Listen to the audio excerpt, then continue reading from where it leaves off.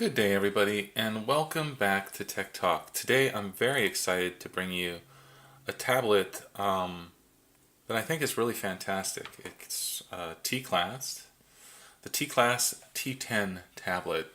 Some people have dubbed it the Master T10. This is Teclast's flagship tablet, their high-end tablet. It was released last year, just at the end of the year, so it's pretty much the newest released 10.1-inch Android tablet available today in early 2018. So I just wanted to show you guys the boot up screen. I really like the Teclast logo and how it's like fire and it just lights up. I think it's really cool. So I ran some benchmarks. I'm going to get right into those scores for you guys, because if you're like me, you like to see scores. So that's what I got on Antutu. Now, when I ran this before, I got a much higher score, but I had only installed Antutu. So I have other benchmark applications that I ran at the same time.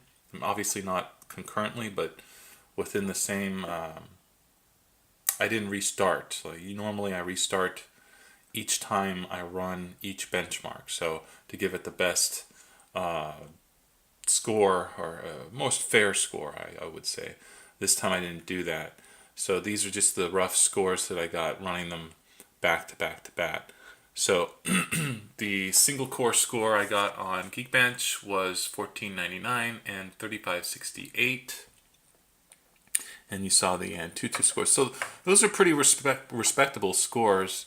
I'll go into CPU-Z. You can see the information there. So we got our two ARM Cortex A72s clocked at 2.1 gigahertz, and it should be 4. It says 2, but there's 6 CPUs. I guess it just sees that as a cluster. Those are 1.7 gigahertz. So you can see there's 2 going and the rest are stopped. And we have our Power VR Rogue GX 6250 for our graphics chip. Now that is an older chip, unfortunately, so it just does mid-level performance when it comes to gaming, which mid-level performance for this type of device at this cost is quite acceptable, I would say. And you can see here with games and other things installed, we still have 92% of the space available. I have Asphalt 8 on here as well, plus a few other things. So I think that's pretty respectable. 320 DPI, resolution, and you can see how much we have. 72% available RAM, which is pretty good. It's pretty good. So I won't get into more sensors. That's just garbage stuff there. So basically, the interface itself, if you look here, it's pretty much a stock interface, which I like. So I'm just trying to see if there's anything out of the ordinary to show you guys. You know, we got a fingerprint reader on the back. It's kind of in the middle on the bottom. It's fine. You know, I don't think for a tablet of this size you can put a fingerprint reader anywhere. That would be really convenient, but that place is actually pretty good, because if you're holding it in landscape, your finger naturally rests there, and so you can activate it, and it works pretty good. It's pretty accurate. It's not the fastest, but it's decent. Can't complain. Developer options are enabled by default. I don't really like that, but just so you know. And yeah, it's pretty stock Android interface, not many additions. I don't like this little menu bar at the bottom with the extra buttons, and if you're in landscape, then we even have more buttons than that, and I'll try to show you that now. So now you can see we've got the volume up and down, and the screen, and then, sorry guys, whatever that button is here. What is this? I don't know what that even does. I don't know what that just did. Did something. Anyway, so that's that. And then this, I believe, is like a screenshot button, which that's kind of annoying to me. So, so those are the specs of the device. Now, how does it work in the real world? Well, as you can see, as I'm going through things, I can have 50 different things open. I can play games on here. I could be playing Asphalt 8, and everything runs fast, loads fast. It's the screen is just beautiful. I mean, look how big that screen is. Loud speakers. I'm not going to play the game, but you guys get the idea here. It plays Asphalt 8 very well. The big screen is really nice because for me, when I'm playing Asphalt 8 on my phone or a smaller tablet, it just gets, I can't see the details, and so I can't really see everything clearly, and I don't do as well. When I have a bigger screen, I can see things clearer, and if you hooked a compatible game controller, then you'd be really in heaven playing with this device. Netflix takes up most of the screen. There's a little letterbox, but because of the 10.1 inch format, not the 4:3 format that the iPad uses, you get a much more use of the screen for media, and the stereo speakers again are pretty loud, and so it's just a fantastic device all around. There was one application, this Chinese application, I can't uninstall. I'm not going to root the device. I want to get updates and stuff, so that's what it is. There's a little bugs here and there, but for the most part, I have to say it's Android 7. It's not Marshmallow or something antiquated. It could be a newer build, but for what you're paying, I think $200, depending on where you get it. I got mine at Banggood, and I didn't want to show you guys the box I got from Banggood because it's just a styrofoam box, and you just cut it open and you got your package here. The other thing is this uses mini USB, not USB-C, and it has it looks like a quick charge adapter. I'm pretty sure it is. It's a Pump Express. It's big, so it's not your standard charger. So it's a quick charge charger with this large battery, the 8100 milliamp battery. You're going to need a quick charger. That's a huge battery, guys. That's really large. That's like 4 cell phone batteries in here. So battery life, I haven't been able to test out because I've only had this one day, and I'm giving you guys the basic information as soon as I have it. But I think you'll definitely get a day out of use. Maybe, it says 8 hours screen on time. I think they're probably right about that. You might even get more depending on your usage. There is what looks like a SIM tray slot. It's actually for a SD card, so you can expand the onboard storage, I believe, up to 256 gigabytes. So that's pretty phenomenal. And because this is Android 7, it should be able to use the storage as internal, but I'm not sure. Don't quote me on that. My personal experience doing that has not always been that good. So I generally just use my SD cards as portable storage no matter what, and try to get as much onboard storage as possible. With this device, you've got a good amount of room to play with for all of your applications, and if you want to just transfer media files with an SD card, that's really easy to do. So overall, would I recommend this? I absolutely would. I was using an iPad Pro 10.5 inch, and that is just a sweet, beautiful device. The A10X processor is extremely fast, but honestly, for what I use my tablet for, it was overkill. I really just wanted to have a good tablet experience, and because the Android tablets were so poor, and I didn't want the regular iPad because it was a non-laminated screen. It was even not the screen is not as good as this on the iPad, and it's $429 for that device. So for me, I think that this is actually a better device for my use than a regular iPad for sure. It smokes the regular iPad because of the screen, and it's pretty speedy now. I think the iPad uses a 9X processor, which is a pretty capable processor. It's probably more powerful than the MediaTek. But that being said, the MediaTek does fine, and I like the stock Android interface. There's no bloatware on this.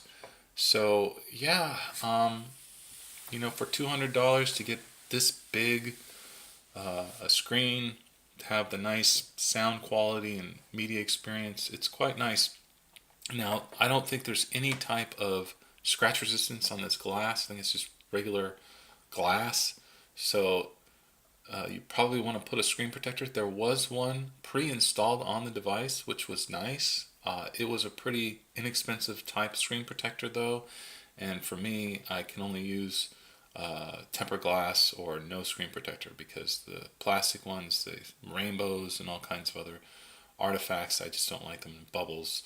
So that being said, there was one pre-installed, and if you were patient and didn't care about the look, you could wait to get one and have that installed. The other thing I like, because it's not a super expensive device, I can just use it without worrying that I'm going to scratch it and then I can't resell it or something of that nature. This is pretty much, you may be able to resell this device, but you're not going to get that much for it.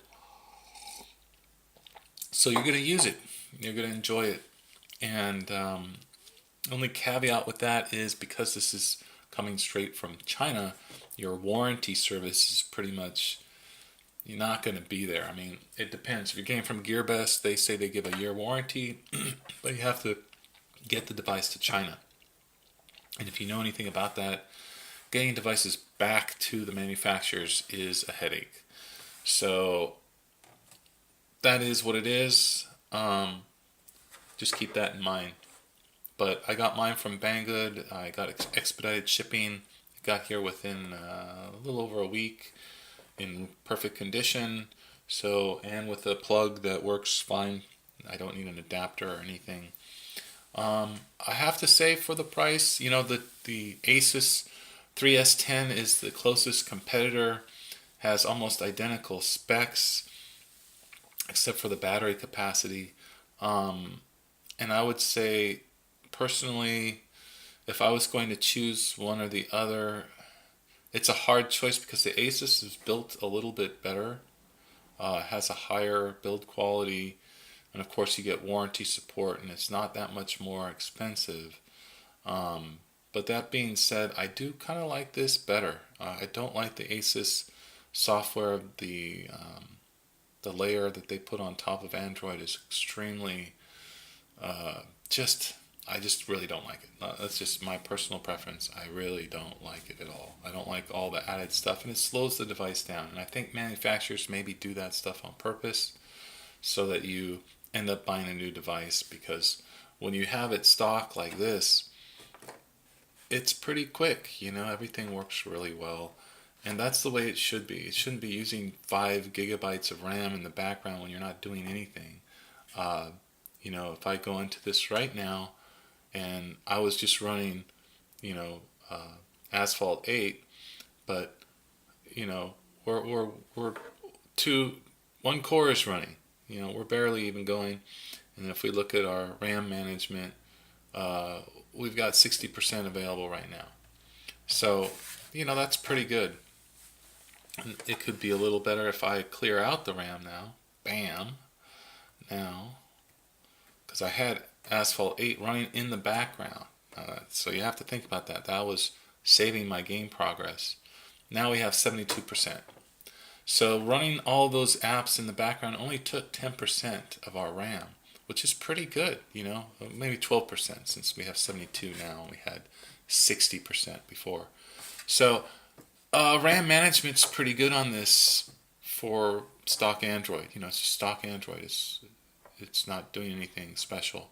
But I like that, some of these devices come with these, boosting programs that'll boost an application in the foreground and, cut off ones in the background, and it just causes all kind of problems because a lot of these apps are linked. And if Android knows how to manage things best, so just let it do its thing.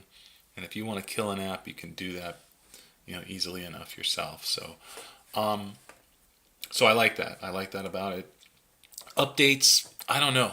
I don't know if Tclast is going to get you an update beyond just bug fixes. But we're not on Marshmallow. At least it's Nougat. Would be nice if it was Oreo. But again, I think overall, for the value that you're getting, it's a really nice device. Now, I'm going to turn it off here to show you guys quickly. Those are aluminum buttons. This plastic strip for the antenna on the back is rather ugly, in my opinion. But I'll show that to you. So that is the strip on the back. And the back part of the aluminum, it looks really nice, to be honest. I don't have any problem with that. And then you've got your earphone jack, yay. And there's for our SD slot.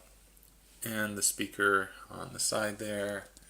If I can get over here, I don't think I can because there we go. There's the grill on the side. And so there you have pretty much that whole part of the device. On the bottom, there's not much to look at. It is kind of thick and it is heavy because it has that large battery. But that being said, it's really not bad at all. I find the device to be really, really excellent. And the fingerprint reader on the back works. So that's my review, guys. It's been a long one, but I hope that it's been informative and helpful. And I hope you enjoyed the specs. Tclast did a pretty fantastic job overall. They could make it a little bit more universal. It's really tailored to the Chinese market. I'd like to see them make an international build of their devices, or just make it a little more, I don't know. I can't fault them because their primary market is not America, and so, they have to cater to their market. But that being said, it is a great device. I recommend it highly. I don't think there's another 10.1 inch Android tablet that comes close. There's the S3, of course, then you're talking $500, AMOLED screen. But you're only getting the Snapdragon 820, so that's still pretty old processor too. It's a good processor, no doubt, but I would want an 835. Now the 845 is coming out. So, if you're paying top dollar, I want the top specs. I want the fastest processor. If I'm paying a budget price, then MediaTek Hexacore is quite good. So, yeah, I recommend the Teclast T10 tablet, absolutely. And if you want to ask any more questions, find out more information about it, let me know. I got mine, like I said, from Banggood. I'm not sponsoring Banggood. I don't get paid anything from any of these guys. You get it from whoever you can get it from. If you can get it from Amazon, I would suggest you do that, because then at least you have a way to return it if something goes wrong. But you're going to probably pay more, and then you lose the advantage of the whole package, which is part of that is the price. Okay, so that's Tech Talk, and that was the Master T10 tablet from Teclast. Thanks, guys. Subscribe if you enjoyed this video, because we'll be doing more videos just like it. Next review will probably be on the Mi Max 2 by Xiaomi, and then after that we're going to be doing a review of the HP Envy 360 with the Ryzen quad-core processor for mobile. So that's it for now. Until next time, thanks for watching.